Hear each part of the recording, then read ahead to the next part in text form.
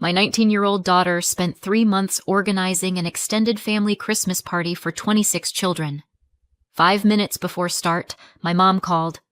"We all decided we will celebrate at your sister's place. Don't bother coming." I didn't yell. I did this. 3 months later, they had to move town. It was 5 minutes before the first knock on the door should have come when my phone rang. I was crouched behind the snack table, trying to fix a gingerbread man's face. One of his eyes had fallen off, and I was sticking it back on like it was life or death. Because somehow, it felt like it was. The frosting, the folded napkins, the garland, it all mattered. My daughter Daisy was standing across the room in a red velvet dress with silver snowflakes and elf ears. Her cheeks were pink from nerves, not blush, and she was going over the welcome speech for the 5th time, half muttering to herself, half performing for the stuffed reindeer in the corner. She looked electric, like joy had a pulse. And then my phone buzzed. I didn't want to answer it, but I saw the name on the screen, Mom, and the kind of dread that doesn't come from nowhere hit me like an instinct. I answered. "Hi." She didn't even say hello. Just this. "We all decided we'll celebrate at your sister's place instead. Don't bother coming." I sat back on my heels. I blinked. "What?" "We're already here. At Lauren's. It made more sense." Made more sense. Sure, because nothing screams logic like canceling a 26-kid Christmas party 5 minutes before it starts. "She's been planning this for months," I said. "She's 19, Heather. It's not a real event. You can't keep feeding her this illusion." She made a full schedule. Games, crafts, printed menus for cocoa toppings. "We were worried," she continued, her voice soft but immovable, "about safety, liability, 26 children running around with no professional supervision. It didn't feel appropriate. She's been volunteering at kids' camps for years. She's not licensed. She's not trained. She babysits Lauren's kids. For free. Every week. She's family. That's different. And Lauren already had everything set up. The tree, the gifts, the food. It's done. We just went with what made the most sense." "We?" I asked. She didn't pause. "Lauren, me, your stepdad, everyone." Everyone. Like we weren't part of that word. I couldn't speak. Not because I didn't have words, but because every word I had felt like it would come out as a scream. "Just tell Daisy not to take it personally," she added. "It's nothing against her. It's just better this way." And then she hung up. I sat there, staring at my phone like it might catch fire in my hands. In the living room, the speakers clicked on. Daisy's carefully curated playlist began, Bing Crosby's White Christmas, slowed down acoustic version. Her favorite. I stood up slowly and walked into the hall. I couldn't face her yet. I tried calling Lauren. She answered after 2 rings, kids shouting in the background. "Hey!" she chirped. "Need something?" "You're seriously hosting it?" I asked. "What do you mean? It's already happening. The kids are decorating cookies. It's chaos, but fun." "You knew Daisy was hosting." "She was trying to host. There's a difference. She's been working for months." "I know, and it's sweet, but we needed something that felt a little more stable." "You mean adult?" "I mean safe, legal, controlled. You know, not whimsical glitter chaos." "She made allergy cards, Lauren. She has a binder. A literal binder. Look, I love her, but she's not a professional.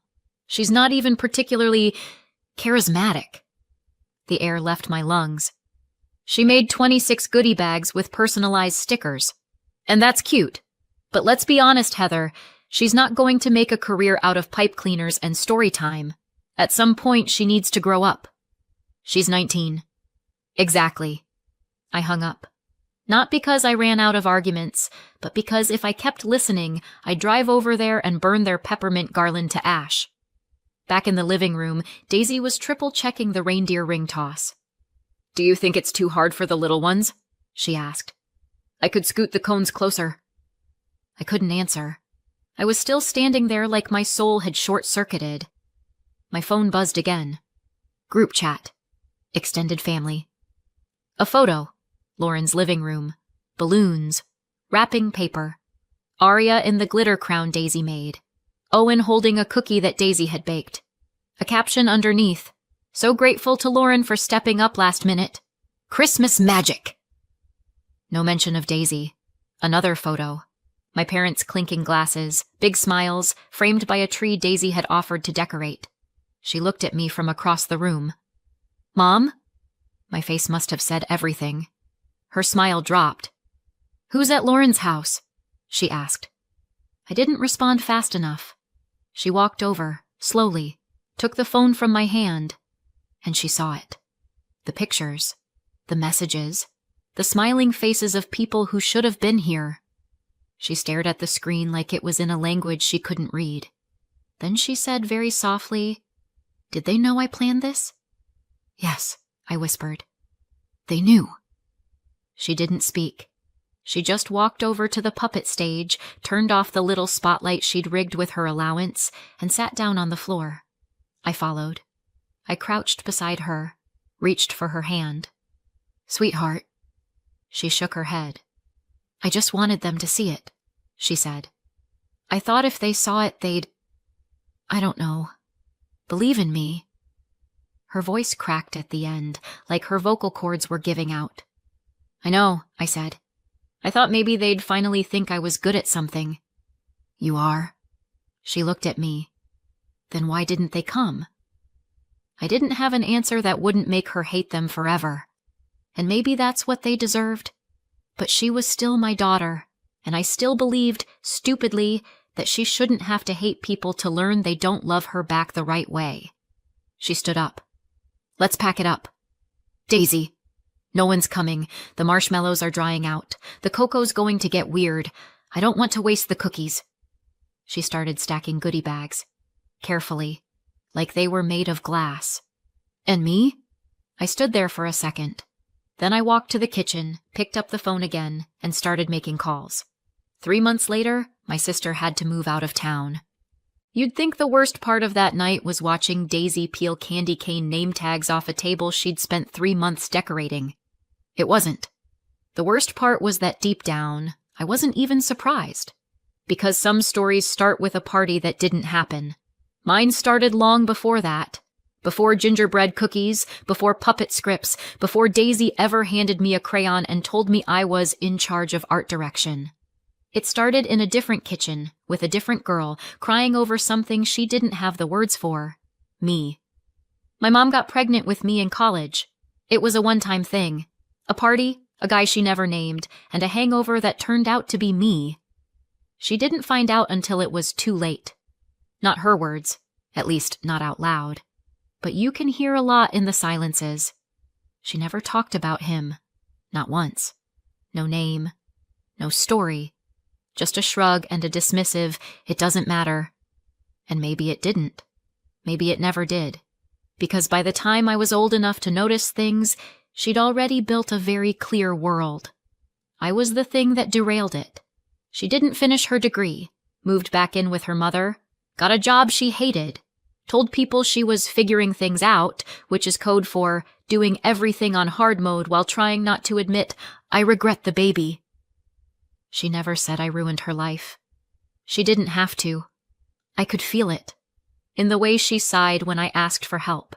In the way she looked at other people's lives like they were hers in another universe. In the way she forgot to smile when she looked at me. I spent most of my early childhood trying not to be too much.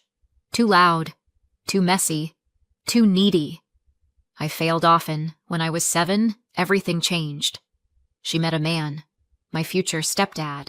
He had a nice car, a steady job, and a weirdly intense collection of model trains.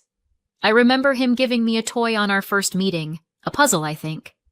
I said thank you, and he nodded like he was evaluating a resume. 6 months later, they were married. A year after that, Lauren was born. And suddenly, I had a front row seat to the kind of motherhood I hadn't realized existed. It was like watching my mom get rebooted. Warm, patient, affectionate. She cooed, she baked, she wore baby slings and went to parenting workshops and made scrapbook pages with glittery stickers that said things like "Miracle Baby." I used to watch her swaddle Lauren and think, where was that version of you when I was crying over lost mittens in preschool? Apparently that version hadn't been born yet, because Lauren wasn't just the second child, she was the do-over. And me? I was the mistake she never figured out how to love. Don't get me wrong, they didn't lock me in a closet or starve me. They fed me, clothed me, let me live in their house. But there's a difference between being taken care of and being wanted. I stopped asking for things pretty early on because every time I did, it came with a sigh. Help with homework? Sigh. Permission to go on a field trip? Sigh. Ride to a sleepover? Heavy sigh. They'd do it. Sometimes. But not without broadcasting how inconvenient it was. I learned to apologize before I asked for anything. I still do it sometimes. And then years later, because irony never sleeps, I got pregnant at 20. I was in between jobs, barely scraping by, and single. Sound familiar? When I told my mom, she didn't react, just sat there for a second. Then said, "You still have options." I knew what she meant. But it wasn't a conversation. It was a declaration. As if she was saying, don't do what I did. And I can't lie. Part of me almost listened. The part of me that still didn't believe I was capable of not ruining someone's life. But then I heard the heartbeat. And it was the first time in my entire life I felt like something was happening for me. Not to me. So I kept her. And I made a promise right then and there. My baby would never feel like I sighed when she walked in the room. I named her Daisy. She came out screaming like she had a grievance with the world, and then fell asleep in my arms like she forgave it anyway. I didn't know you could fall in love that fast. I also didn't know how hard it would be, or how tired I'd get, or how many nights I'd spend Googling how to get a baby to sleep at 3 a.m. while shoving cold pasta in my mouth like it was a valid dinner. But I figured it out. I got into web design, built a client base, started a little home business. Flexible hours, enough to pay the bills. And Daisy? She was my joy. Messy, loud, full of ideas and plans and imaginary friends she assigned me to babysit when she was busy doing manager stuff. She's always loved kids, not just playing with them, organizing them. Even when she was 10, she'd put together events for the younger kids at church.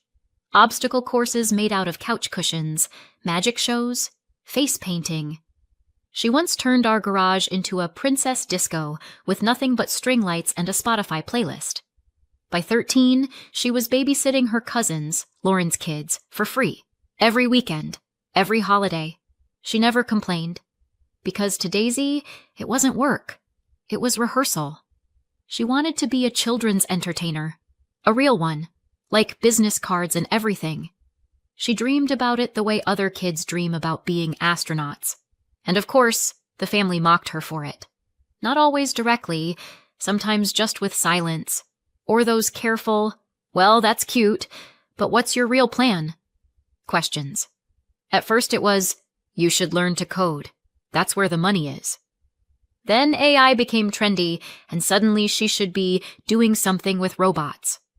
My stepdad once told her she should go into voice assistant programming because she was good at setting up his Alexa. They never asked what made her happy. They only asked what sounded impressive at dinner parties. This party? It was her way of showing them. Not telling, not asking, showing. That she could organize a full-scale event. That she could lead. That she could build joy from scratch. She didn't want money. She wanted respect. A little awe. Maybe a crumb of pride. Instead, she got silence. Worse than that, she got replaced. And now she knows what I've known for a long time, that sometimes the people who were supposed to believe in you are the ones who need the most convincing. And sometimes, they're not worth convincing at all. There's something strange about watching your kid take down the very party she built with her own hands. Daisy didn't cry. That would have almost been easier. Crying is a release, Crying says, "I still care." She just shut off the lights on the puppet stage, one by one, like she was closing shop after a long, pointless shift. Then she started packing up the goodie bags, quietly peeling the glitter stickers off each name tag like they were mistakes. It felt like I was watching a funeral. Not for the party, for the part of her that still believed in them. And that's when I realized I couldn't let it end like this. I stepped out of the room, phone in hand. My fingers were already moving before I even had a plan. I opened my contacts list and started scrolling. Not for family. They'd made their choice. I was done begging people to love my daughter correctly. No. I was looking for everyone else.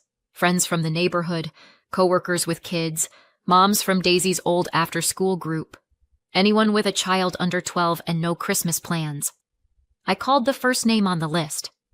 "Hey, Kelly, are you busy today? You are? Okay, but hear me out." 20 minutes later, I had 6 yeses. By 30 minutes, we were at 10. Nobody needed convincing. Turns out, a lot of people hadn't planned anything special for Christmas. Some were divorced, some exhausted, some just didn't want to cook. A few sounded downright thrilled. "You're saying there's a party? With games? And I don't have to host it?" Yes, that's exactly what I was saying. Daisy walked into the hallway as I hung up my 8th call.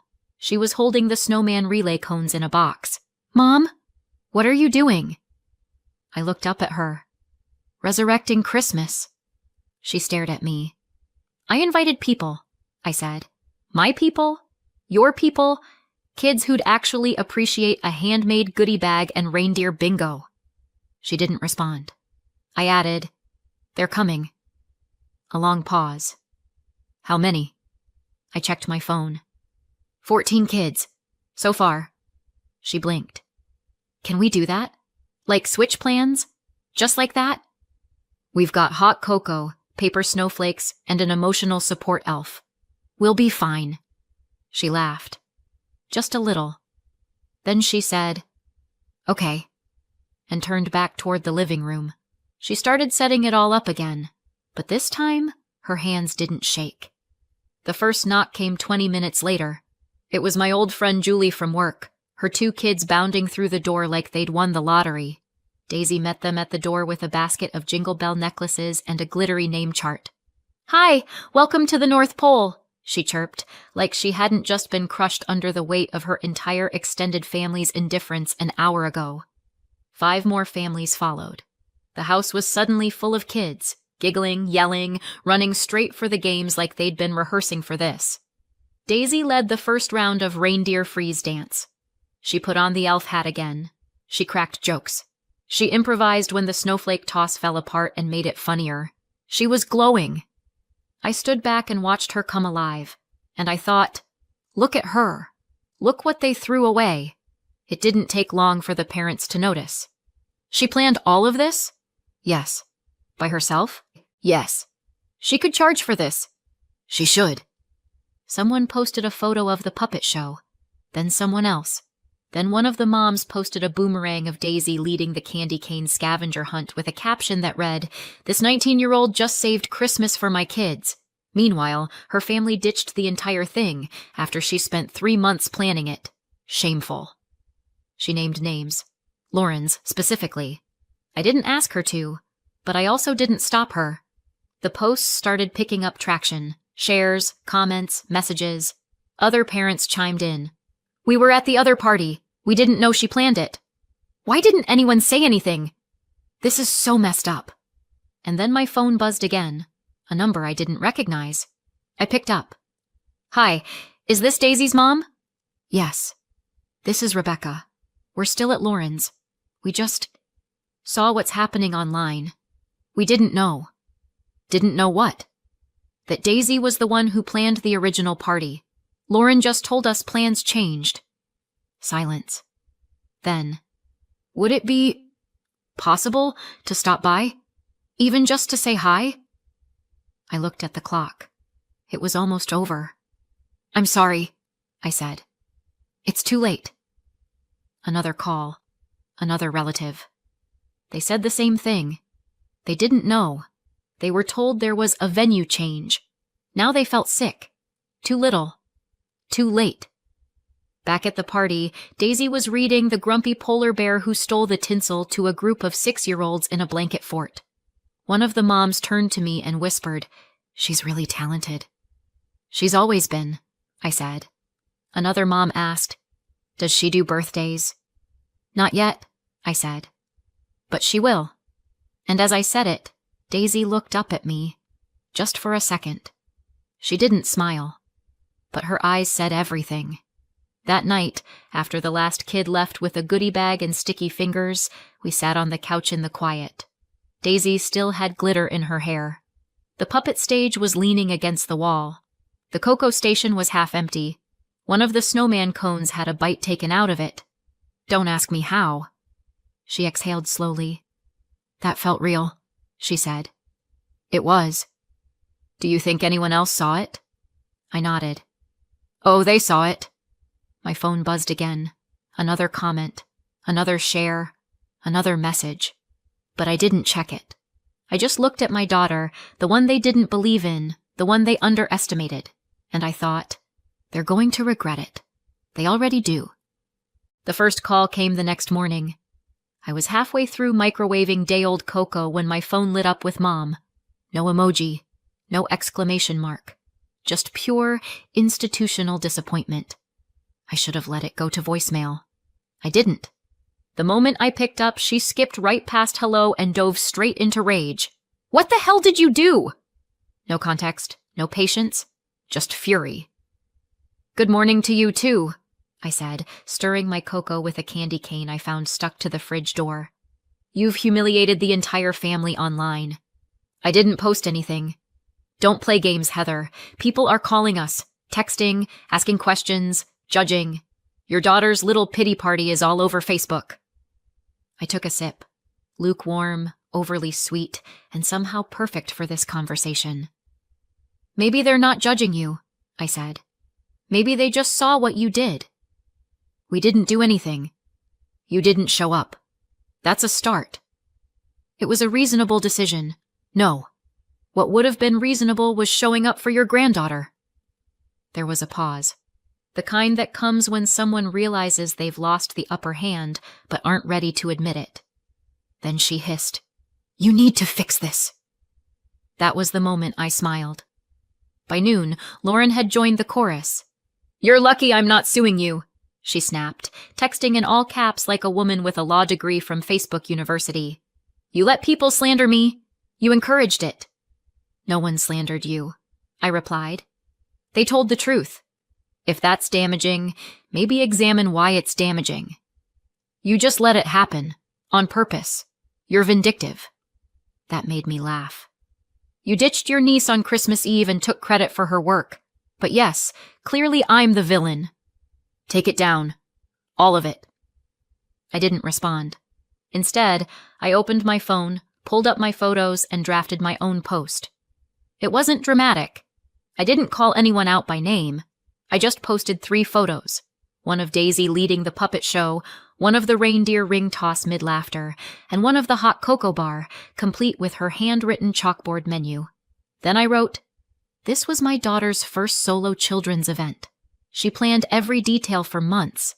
The original guests didn't show up, so we opened our doors to friends instead, and she saved Christmas for 24 kids. I've never been prouder. That was it. No shade, no specifics. But the people who needed to understand, they did." The post exploded. Within hours, Daisy's inbox was full. Comments, messages, booking requests. Parents who'd attended wanted her for birthday parties, school events, even a neighborhood spring fair. One message read, "Do you do themed birthdays? My son loves dinosaurs." Another said, "I'd pay a lot for that cocoa bar setup. You've got a real talent." That night, she sat across from me at the kitchen table, laptop open, surrounded by sketches of balloon arches and sample party package names. "Do I sound too desperate if I call it Whimsy and Wonder?" she asked. "No," I said. "You sound like a CEO." She beamed. And I swear to God, in that moment, I saw the girl she was and the woman she was becoming, and both of them were unstoppable. The next morning, the local parenting blog picked up the story. Small outlet. Friendly tone. Title: Teen Event Planner Saves Christmas After Last-Minute Family Cancellation. They didn't name names. They didn't have to. People in our circle connected the dots faster than I could refresh the page, and the consequences rolled in. People started distancing themselves from my parents. From Lauren. "Oh, I just assumed you were busy," became the new polite version of "you were awful," and we all know it. Lauren's Instagram comments dried up overnight. The dinner invitations stopped. No more smiley reactions under her family first posts. It turns out, when you build your image on being the golden child, it only takes one snowflake to melt the whole illusion. Another call came that afternoon, this time from my stepdad, a man who hadn't said a single word throughout all of this. "Heather," he started, voice tight. "We're getting calls." I heard. "You need to shut this down." I let the silence hang. Then, "No. Heather, you watched her build that party, and you let it happen. You let Mom do it. You let Lauren take over. You said nothing." More silence. "She's your granddaughter," I said, then corrected myself. "Well, she could have been, if you'd ever treated her that way. You're blowing this out of proportion," she cried in silence so no one would hear her. His voice cracked, not with regret, with panic. "You'll destroy this family." "No," I said, calm and sure. "I'm just done pretending it isn't already broken." And I hung up. Later that week, Daisy launched her website. It had everything. Party packages, photos from the event, a little About Me section that read, "I've loved kids' parties since I was a kid myself. My first big solo event didn't go quite as planned, but it turned into something even better." That's when I realized joy doesn't come from approval. It comes from doing what you love. I didn't help her write that. She did it all herself. A few hours after it went live, a mom messaged her to book a kid's Valentine's Day party. And just like that, she had her first paying client. And the family? We blocked them. Every number, every thread, every group chat. We didn't write a dramatic goodbye. No final confrontation. No open door. We just left the building. Because sometimes peace doesn't come from forgiveness. It comes from choosing silence where the noise used to live. And sometimes the only way to heal is to stop inviting the people who keep reopening the wound. Daisy and I sat in the quiet that night. The house still smelled like peppermint and wood glue. She turned to me and said, "Do you think they'll ever apologize?" I thought for a second. "No," I said. "But we don't need them to." She nodded, and then she smiled. Not the smile she gives the world. The one she saves just for me. The one that says, "We're going to be okay." And we are. We didn't ruin the family. We just stopped pretending it wasn't already broken. 3 months later, I found out through Facebook. Well, technically, through Lauren's soft goodbye post on Facebook. A filtered photo of a half-empty living room, a cardboard box labeled Christmas decorations, and a caption that read, "Sometimes the people you thought would always be there are the ones who hurt you most. Here's to new beginnings." Cue the dramatic piano music. Turns out, they moved. Not across the country, just a few towns over, but far enough to avoid questions, far enough to dodge the social fallout. Apparently, when you publicly abandon your teenage niece's Christmas party and then get gently roasted by half the community, the consequences do show up, just not how you expect. Their new neighbors don't know the story. Yet. But if they've got Wi-Fi and Facebook memories, it's only a matter of time. As for Daisy, she's booked solid. Easter bunny brunches, birthday princess gigs, a science-themed slime party that got way out of hand in the best possible way. She even hired a friend part-time to help with weekend events. The girl who was told her dreams were childish now has a wait list. But now I want to hear from you. Did I go too far, or not nearly far enough? Let me know in the comments, and don't forget to subscribe, like, and hit the bell.